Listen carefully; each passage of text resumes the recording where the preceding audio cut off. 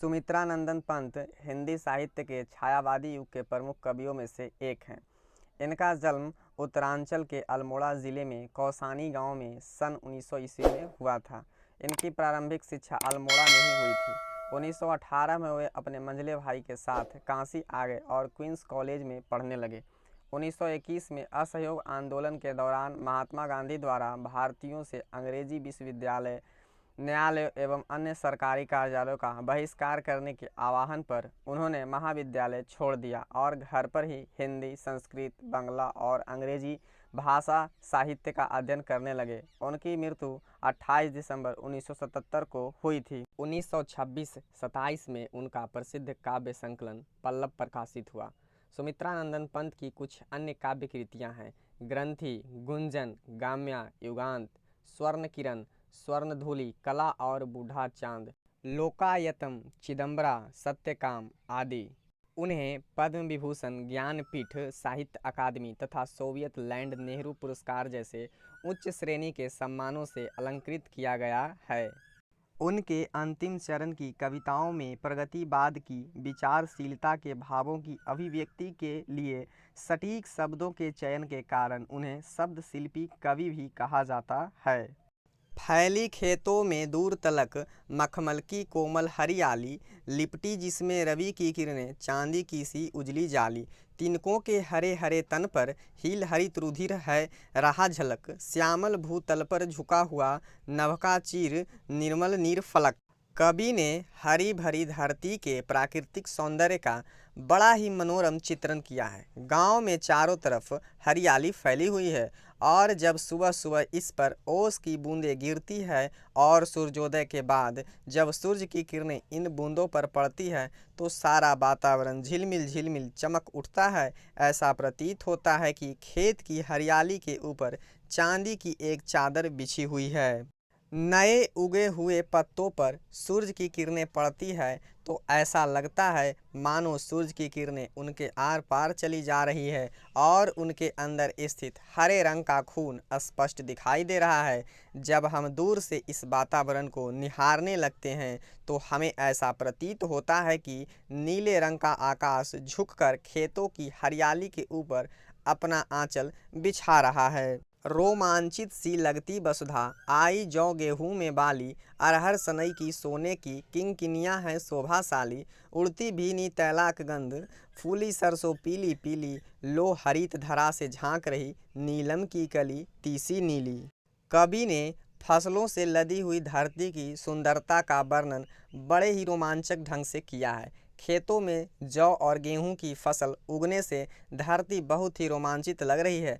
अरहर और सनई की फसलें सोने की करघनी जैसे लग रही हैं जो धरती रूपी युवती की कमर में बंधी हुई है और हवा चलने से हिल हिल कर मधुर ध्वनि उत्पन्न कर रही है। सरसों के फूलों के खिल जाने से पूरे वातावरण में एक खुशबू बह रही है जो धरती की प्रसन्नता को दर्शा रही है। इस हरी भरी धरती की सुंदरता को बढ़ाने के लिए अब तीसी के नीले फूल भी अपना सर उठाकर झांक रहे हैं। इस प्रकार खेतों में गेहूं, जौ की बलियां, अरहर और सनई की फलियां, सरसों के पीले फूल एवं अलसी की कलियां धरती का सौंदर्य बढ़ा रही है। रंग रंग के फूलों में रिलमिल हंस रही सखिया मटर खड़ी, मखमली पेटियों सी लटकी छिमियाँ छिपाए बीज लड़ी। फिरती है रंग रंग की तिलियाँ रंग रंग के फूलों पर, सुंदर फूले फिरते ही फूल स्वयं उड़ उड़ वृंतों से वृंतों पर। कवि ने खेत में रंग बिरंगे फूलों और तितलियों की सुंदरता का वर्णन किया है। विभिन्न रंगों के फूलों के बीच खड़ी मटर की फसल हंस रही है। जैसे कोई सखी जब सज धज कर तैयार होती है तो सारी सखियां उसे देखकर मुस्कुराने लगती है। इन्हीं के बीच फसलों के बीच से लदी लड़ियां खड़ी हुई है। इन सब के बीच कई तरह की रंग बिरंगी तितलियां एक फूल से दूसरे फूल तक उड़ उड़ कर जा रही है। यह दृश्य ऐसा लग रहा है मानो खुद फूल ही उड़ उड़ कर दूसरे फूल तक जा रहे हैं। इस प्रकार प्रस्तुत पंक्तियों में कवि की कल्पना सजग हो उठी है जिसमें उन्होंने रंगों से भरे प्राकृतिक वातावरण का बड़ा ही मनभावन चित्रण किया है। अब रजत स्वर्ण मांजरियों से लद गई आम्रतरु की डाली, झर रहे ढाक पीपल के दल, हो उठी कोकिला मतवाली।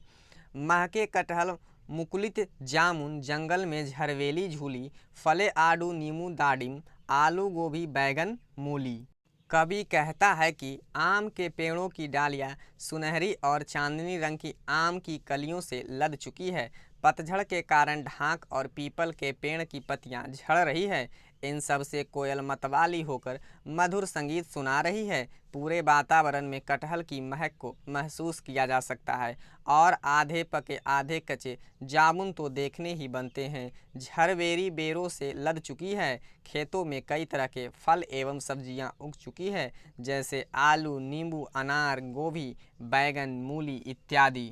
पीले मीठे अमरूदों में अब लाल लाल चितियाँ पड़ी। पक गए सुनहरे मधुर बेर, आंवली से तरु की डाल जड़ी। लहलह पालक, महम धनिया, लौकी और सेम फली फली। मखमली टमाटर हुए लाल, मिर्चों की बड़ी हरी थैली। बसंत ऋतु होने के कारण अमरूद के पेड़ों पर फल पक चुके हैं और उन पर लाल लाल निशान भी दिखाई दे रहे हैं। ये इस बात का संकेत है कि अमरूद मीठे हो चुके हैं। बैर भी पककर सुनहरे रंग के हो गए हैं। आंवले के फल से पूरी डाल ऐसी लदी हुई है जैसे किसी गहने से मोती जड़े हो। पालक पूरे खेत में लहलहा रहा है और धनिये की सुगंध तो पूरे वातावरण में फैली हुई है।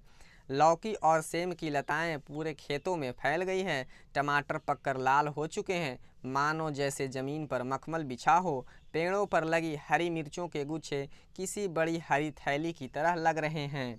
बालू के सांपों से अंकित गंगा की सतरंगी रेती, सुंदर लगती सरपत छाई, तटों पर तरबूजों की खेती। अंगुली की कंघी से बगुले कांगली संवारते हैं कोई, तिरते जल में सुरखाब पुलीन पर मगरौठी रहती सोई।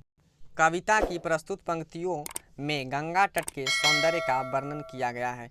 कवि सुचित्रानंदन पंत जी के अनुसार गंगा के किनारे रेत टेढ़ी मेढ़ी कुछ इस तरह फैली हुई है जैसे कोई सांप बालू पर अपने निशान छोड़ गया हो। उस रेत पर पड़ती सूरज की किरणें रंग बिरंगी नजर आ रही है। गंगा के तट पर बिछी घास और तरबूजों की खेती बहुत ही सुंदर दिखाई पड़ रही है। गंगा के तट पर शिकार करते बगुले अपने पंजों से कालंगी को ऐसे सवार रहे हैं मानो वे कंघी कर रहे हैं। सुरखाब या चक्रवात चकवा पक्षी जल में तैर रहे हैं और मगरैठी पक्षी आराम से सोए हुए हैं। हंसमुख हरियाली हिम आतप सुख से अलसाए से सोए, भीगी अधियाली में नीसी की तारक स्वप्नों में से खोए। मरकर डिब्बों सा खुला ग्राम जिस पर नीलम नभ आच्छादन, निरुपम हिमांत में स्निग्ध शांत निभ शोभा से हरता जनमन। कवि ने गांव की हरियाली, शांति एवं प्राकृतिक सौंदर्य का बड़ा ही सरल वर्णन किया है। उनके अनुसार सर्दी की धूप में जब सूरज की किरणें खेतों की हरियाली पर पड़ती है तो वे इस तरह चमक उठती है मानो वे खुशी से झूम रही हो। कवि को ये दोनों आलस से भरे सोए हुए प्रतीत होते हैं। सर्दी की रातों ओस के कारण भीगी हुई जान पड़ रही है, जिसमें तारे मानो किसी सपने में खोए हुए लग रहे हैं। इस वातावरण में पूरा गांव किसी रत्न की तरह लग रहा है जिसे आकाश ने नीले रंग की चादर ओढ़ा रखी हो। इस प्रकार शरद ऋतु के अंतिम कुछ दिनों में गांव के वातावरण में अनुपम शांति की अनुभूति हो रही है, जिसमें गांव के सभी लोग बहुत प्रभावित हैं।